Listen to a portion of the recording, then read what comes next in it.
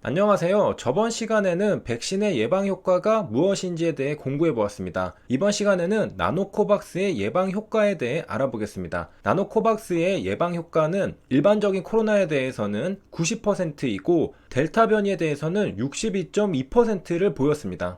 예방 효과가 50%를 넘었다는 건 상당한 의미를 갖는데요. 그 이유는 WHO, FDA, 그리고 한국의 식약처 모두 점추정치 50% 이상을 기준으로 요구하고 있기 때문입니다. 그러니까 나노코박스의 예방효과 점추정치는 모두 합격입니다. 일반적인 코로나는 예방효과가 90%니까 보나마나 합격이고요. 델타 변이도 점추정치는 합격입니다. 다만 실내 구간의 하한값이 30%를 넘어야 합니다. 이건 자세한 데이터가 공개되면 알 수 있을 겁니다. 참고로 여기 백신 유효성, Vaccine Efficacy, 예방률, 예방효과, 효과는 모두 같은 말이라고 보면 됩니다. 우리가 화이자의 Vaccine Efficacy를 계산해 봤는데 한번 복습을 해보겠습니다. 용어를 살짝 다르게 해서 복습해보는 것도 개념에 익숙해지는 데 도움이 되죠. 백신의 유효성은 백신을 접종받은 실험군과 백신을 접종받지 않은 대조군을 비교하는 것입니다. 그리고 코로나에 얼마나 감염되었는지 비교해보는 것이죠. 예를 들면 실험군은 5%가 코로나에 걸렸고 대조군은 35%가 코로나에 걸렸다고 비교하는 것입니다. 그런데 이렇게 숫자를 나누지 않고 하나로 합쳐버립니다. 35 빼기 5는 30을 35로 나눠주면 86%라는 숫자가 나오는 것이죠. 이게 다입니다. 이렇게 백분율로 계산한 게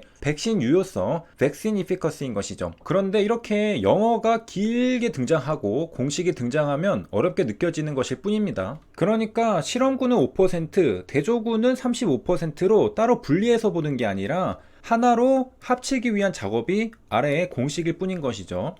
용어 정리를 하면 쉽습니다. AR은 어택 레이스로 질병 발생률을 말합니다. 한마디로 코로나에 걸린 사람들이죠.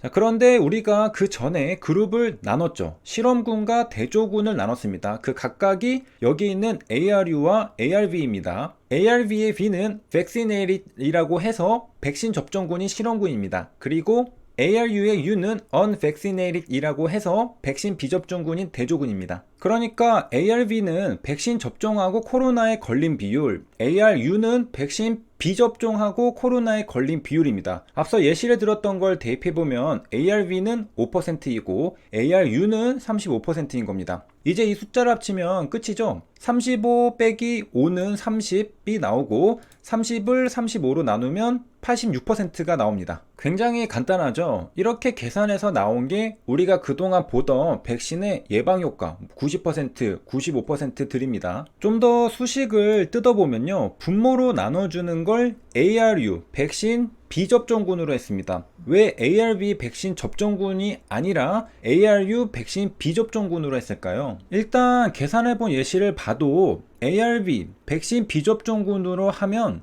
100%를 넘어가게 됩니다. 35 빼기 5는 30을 5로 나눠주면 6이 나옵니다. 600%가 나오죠. 다른 백신들의 예방 효과도 전부 이렇게 계산하면 비교를 해볼 수는 있습니다. 하지만 숫자가 너무 커질 수 있겠죠. 어떤 건 1200%, 어떤 건 200% 이런 식으로 나올 겁니다. 너무 들쭉날쭉해서 보기 좋지 않습니다. 그리고 예방 효과라는 개념을 생각해 볼 때도 ARU, 백신 비접종군으로 나눠주는 게 더 적합합니다. 전체 100% 중에 얼마나 리스크를 줄여줬느냐를 보고 싶은 거니까요. 그러니까 이렇게 상상해 보시면 됩니다. 분자도 ARU, 분모도 ARU가 있습니다. 백신이 완벽해서 코로나에 한 명도 걸리지 않았다고 하면 ARV는 0입니다. 그러면 ARU 나누기 ARU는 100%가 나오게 됩니다. 백신이 100% 예방 효과를 보여주죠.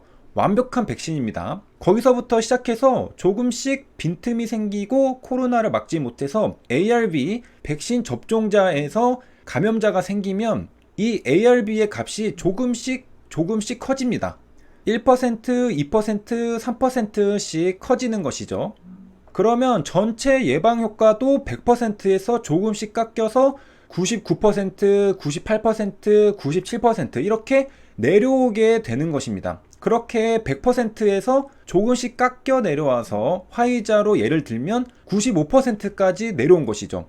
95%면 별로 안 깎인 것이죠. 리스크를 상당히 줄여준 셈입니다. 분모를 ARU로 나눠주면 전체 100%에서 얼마나 리스크를 잘 방어해줬는지 직관적으로 이해하기 쉽습니다. 아까 ARB 백신 접종군으로 나눠준 6%보다 ARU 백신 비접종군으로 나눠준 95%가 좀 더 잘 와닿죠. 예방 효과를 뜻하는 개념적으로도 잘 와닿고 숫자도 들쭉날쭉하지 않아서 이해하기가 훨씬 쉽습니다.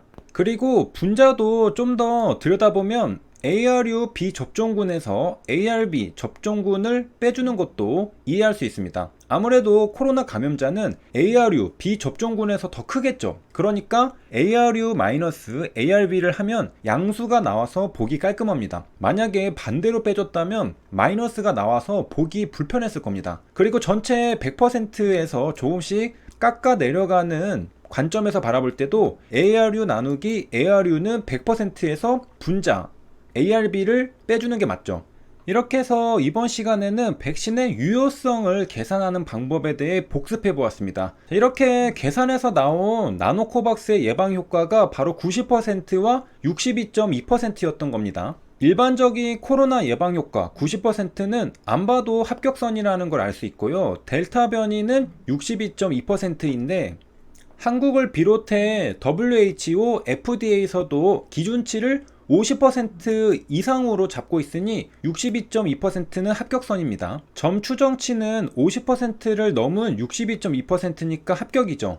물론 여기에서 100% 장담할 수 없는 건 점 추정치는 합격이지만 95% 신뢰 구간의 하한값 30%를 초과해야 합니다. 62.2%면 하한값이 30% 밑으로 내려가기는 쉽지 않을 것으로 생각합니다. 참고로 여기 RR, Relative Risk는 상대 위험도라고 우리가 항암제 논문에서 본 적이 있는 개념입니다. 예방효과 공식에서 분자를 분모로 분할해주면 ARU 나누기 ARU는 1이 되고요. ARB 나누기 ARU는 RR이 됩니다. 백신 접종군 나누기 백신 비접종군이 상대 위험도 RR입니다. 정확하게는 각 분자에 코로나 감염자 숫자가 들어갑니다.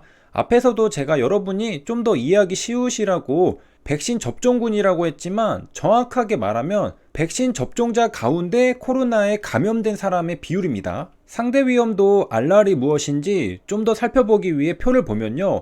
왼쪽은 요인 노출이고 위쪽은 질병 발생입니다. 요인 노출은 백신을 맞았는지 안 맞았는지를 나타내고요. 질병 발생은 코로나에 감염되었는지 안 되었는지를 나타냅니다. 그룹은 A 플러스 B입니다. 여기에서 정확하게 ARV를 구하려면 분자에 코로나 감염자 수가 들어가야 합니다.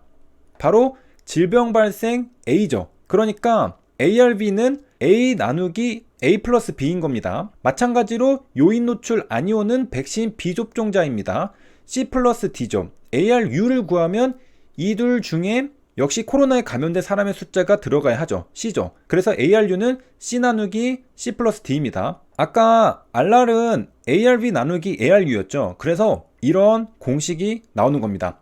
제가 생략한 단어는 여기 있는 각 그룹별 코로나 감염자들인 A와 C입니다. 자, 이렇듯 예방효과와 상대 위험도는 개념적으로 이어져 있는 부분이 있습니다. 예방효과는 상대 위험도로 계산할 수 있죠. 여기까지 시청해주셔서 감사합니다.